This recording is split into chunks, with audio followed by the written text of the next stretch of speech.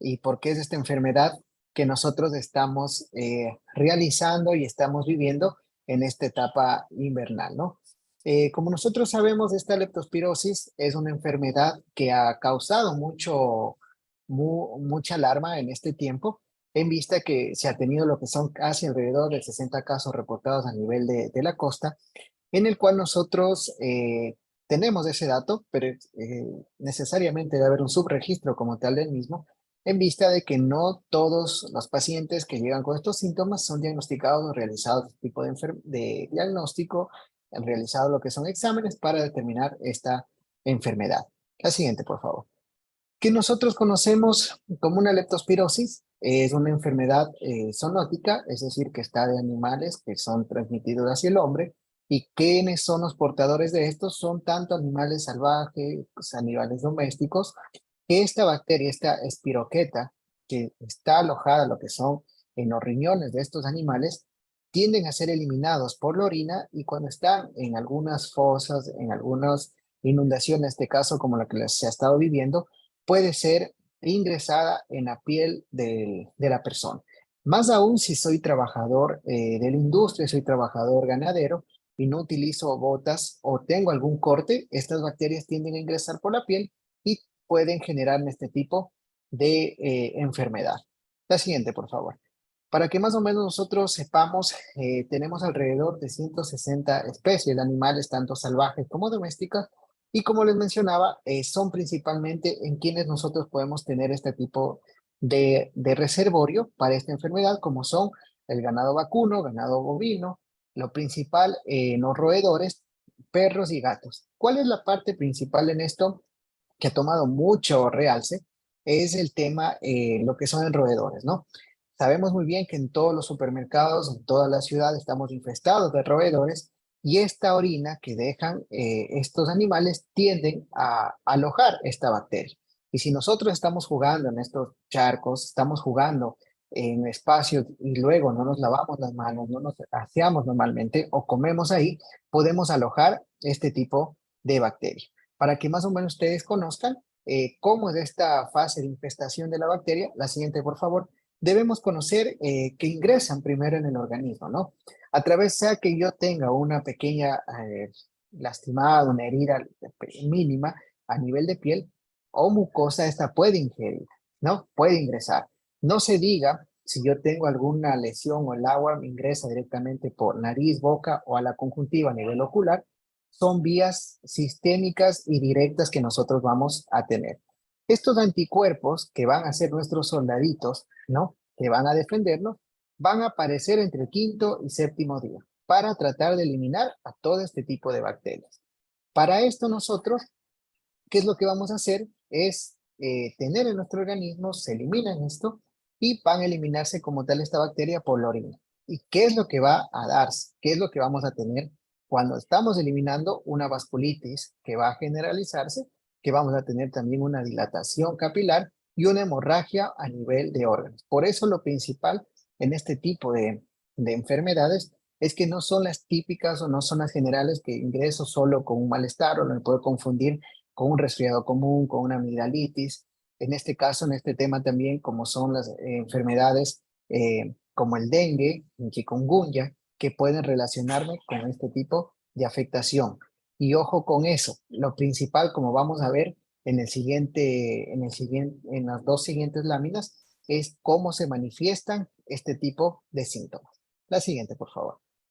Cuando nosotros tenemos un periodo, la siguiente, exacto, la primera incubación que va a estar entre los 2 a los 20 días. Como ya lo mencionamos, ¿no? Van a aparecer estos anticuerpos entre el quinto a séptimo día para poder eliminar este tipo de bacterias. Si yo tengo un anticuerpo que puede destruirme la carga bacteriana es mínima, no voy a tener ningún tipo de afectación. Pero en las que tengo mayor carga, voy a tener el 15% de infecciones subclínicas. Ahí vienen lo que son los datos de los subregistros que nosotros tenemos por esta sintomatología que detalla con esta enfermedad, ¿no? Cuando nosotros sabemos que se desarrollan estas manifestaciones clínicas dentro de lo que es algo principal, que esta enfermedad nos da, el tinte ictérico, es decir, nos afecta a nivel hepático, la bilirrubina tiende a elevarse y puede darme lo que es una enfermedad mucho más grave. Esta enfermedad es la conocida como síndrome de Weil, que esta enfermedad, como es bifásica, puede afectarme a nivel de los organismos, tanto hígado como riñones, y no se diga si ingresa ya a nivel de torrente sanguíneo, tener una bacteriemia o una septicemia, que es lo que me puede conllevar a posterior a la muerte. Siguiente, por favor. ¿Cuándo nosotros tenemos que tener un diagnóstico diferencial? La leptospirosis ictérica, las que le mencioné, que tiende a presentar un color amarillento, ¿sí? Tanto lo que es en conjuntiva o a nivel de piel, que nos puede llevar lo que es a pacientes directos como una hepatitis, ¿no? A confundir en este caso. Pero, ¿qué es lo que nos indica con esta leptospirosis? Primero vamos a tener una fiebre de entre 39 a 40 grados, en muchas ocasiones dolor muscular, un dolor de cabeza. Este dolor muscular puede constituir también con un dolor articular. A esto me puede dar pérdida de apetito, puede tener debilidad también y en muchas ocasiones vómitos y diarreas. Pero ¿cuál es la diarrea principal de esta? Que es acuosa y transparente, no amarillenta, para determinarme como un tipo de enfermedad bacteriana por otra cepa, ¿no? En muchas ocasiones puedo tener también tos, dolor torácico y hemoptisis, que es la expectoración de sangre. Pero, ¿qué es lo que nosotros tenemos acá? Algo que, claro, que si tenemos una reacción meningia, es decir, una inflamación, una infección ya, que por esta bacteria ha atravesado lo que es hacia el cerebro, puedo tener una neuritis generalizada, es decir, voy a tener una parálisis si me quedo muy flácido, espástico con estos músculos, y a esto me puede conllevar alguna afectación a nivel de pares craneales y por ende una recuperación a una disminución de movilidad, de motilidad, que nos conlleva ya pacientes neurológicos, ¿ok? Algo importante que nosotros debemos conocer en esto siempre es el distrés respiratorio, es decir, cuando nosotros nos estamos ahogando, tenemos una disnea, que nos puede Claro, en confundir un con rato. una enfermedad respiratoria, pero nos conlleva a todo el examen clínico, a exámenes de laboratorio que yo debo realizar, como es en este caso anticuerpos IgM, IgG, para este tipo de enfermedad de la leptospirosis, y acompañado de una biometría hemática completa, una química sanguínea en la que voy a ver glucosa, colesterol, triglicéridos. También pedimos una función renal. ¿Por qué? Esta enfermedad me conlleva a darme un daño a una insuficiencia renal. ¿Qué es lo que nos da como resultado? No posterior a un tratamiento ya un poco más avanzado, que el paciente pueda desencadenar ya el fallecimiento por este tipo de enfermedad. Por eso lo principal que debemos cuidar es tanto la parte sanguínea como la parte renal y la parte hepática. En el hígado tiende a estas enzimas TGO, TGP, fosfatasa alcalina, a triplicarse los valores que son normales. Entonces, todo este conjunto, que es una enfermedad multiorgánica, me va a conllevar, si no tengo un diagnóstico inicial y un tratamiento adecuado, que puede darse desde una simple amoxicilina para este tipo de bacterias, así ya estoy hospitalizado, utilizaría cefalosporinas o antibióticos de amplio espectro, en el cual tengo que medir todo este tipo de evaluaciones y todo este tipo de trastornos que me pueden dar a nivel renal, que es lo principal. ¿Ok? Siguiente, por favor. Les voy a presentar más o menos lo que es una curva epidemiológica. Nosotros cuando tenemos en esta gráfica, si ustedes me acompañan del lado izquierdo, vemos cómo va esta fase septicémica, es decir, cuando ya la bacteria ingresa en sangre. Tengo estos síntomas altos con la temperatura y la fiebre, ¿no? 39-40, y vamos a presentar escalofríos, mialgias, cefalea, es decir, voy a estar con dolor muscular, con dolor de cabeza, muchas veces puedo tener una inflamación a nivel de globo ocular y el dolor abdominal que puede ser leve. Esto puede tener entre los 7 primeros días. Tiende a bajar ya la temperatura porque empiezo a tomar antipiréticos, me automedico en muchas ocasiones, que no es lo recomendable, y bajo este tipo de síntomas como es sumamente la temperatura. Pero del día 7 hasta el 10 tenemos aparentemente todo bajo condiciones controladas, ¿no? Pero ¿qué es lo que pasa? Como yo no tuve un diagnóstico médico, este tiende a subir y voy a empezar a tener ya mucho más dolor muscular, y no se diga el dolor de cabeza y unos espasmos o contracturas musculares. Y muchas ocasiones uveitis, cuando nosotros no podemos tragar, no podemos hablar, y ahí nos ponemos alerta y vemos qué es lo que podemos hacer. Cuando ya han pasado casi 15 días de una enfermedad leve, nos estamos ya llevando a una enfermedad agudizado. La siguiente, por favor. Perfecto. ¿Qué es lo que pasa si yo tengo con este tipo de síntomas, pero acudo al médico? Vamos a tener una elevación, ¿no es cierto? Entre los 3 primeros días vamos a tener alto lo que es la temperatura, el malestar general. Vamos a tener también este tipo de afectación en la conjuntiva, pero con ya prescripción médica, con diagnóstico realizado clínico, luego por medio de imágenes o por medio de laboratorio, tiendo a bajar. Y yo ya voy a tener unos síntomas subclínicos, que es lo que me representa y puedo decir que estoy en óptimas condiciones para poder recuperarme de esta enfermedad. La siguiente, por favor. Más o menos así es el comportamiento de toda enfermedad bacteriana y no se diga la viral, como la que estamos pasando en la actualidad, todavía seguimos en pandemia, ¿no? No olvidarse de eso.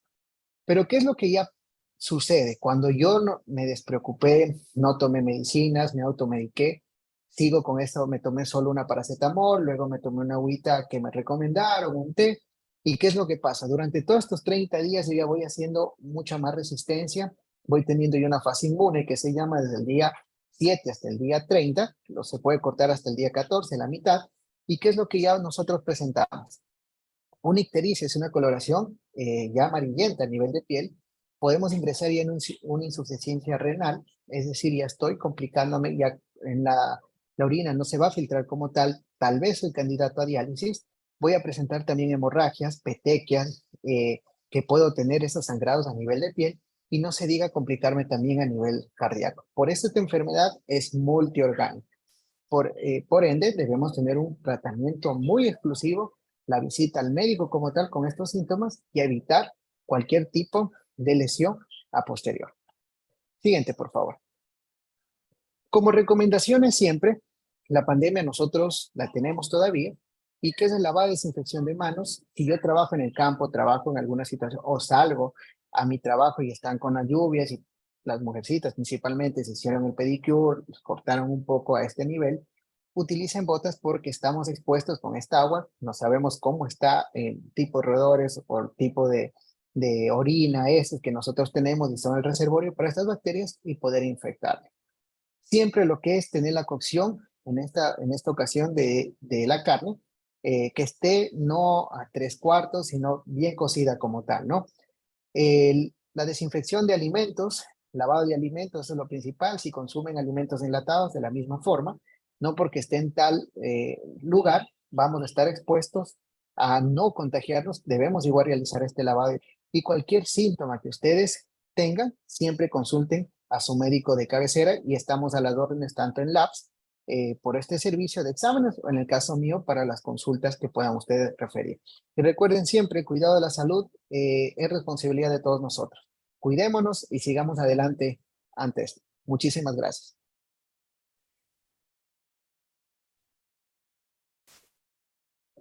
Muchas gracias, estimado doctor Paco, por esta charla tan instructiva que nos dio.